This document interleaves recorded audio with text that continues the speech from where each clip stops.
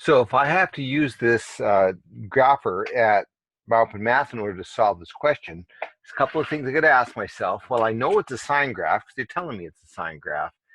Um, but some things I don't know is I do not know the period.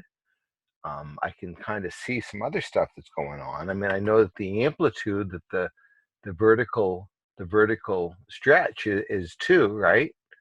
So the amplitude is 2. So that means it has to go 2 above and 2 below the midline. I see that that leading coefficient is negative, so that means it's going to be reflected around um, the x-axis, or around the midline, really. But so that means instead of normally sine heads up like this from the midline, in this case, it's gonna head down from the midline. Okay. What else? I see in the midline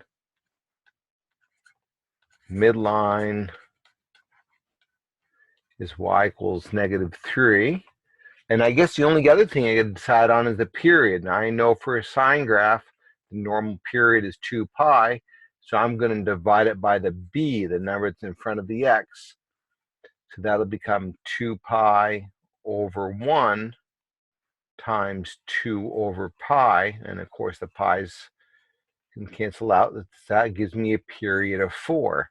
So I think I've got everything I need in order to graph this. So I'm going to select, let's see, let me get a pointer back. I'm going to select this one because that's the sine graph. You see how the point is on the midline, whereas this is a cosine graph and the points are at the peaks of the valley.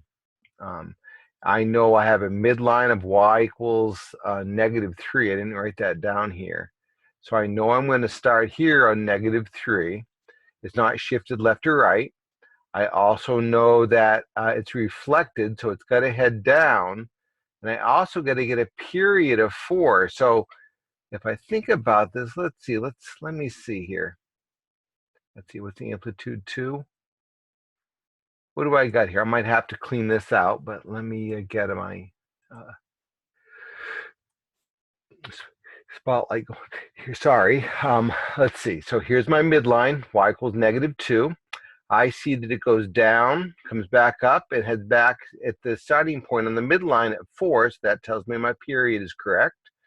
What else do I need to do? I know that instead of headed up, it's heading down. It's got an amplitude of 2. I believe that's the right answer. Let's see if I get it right.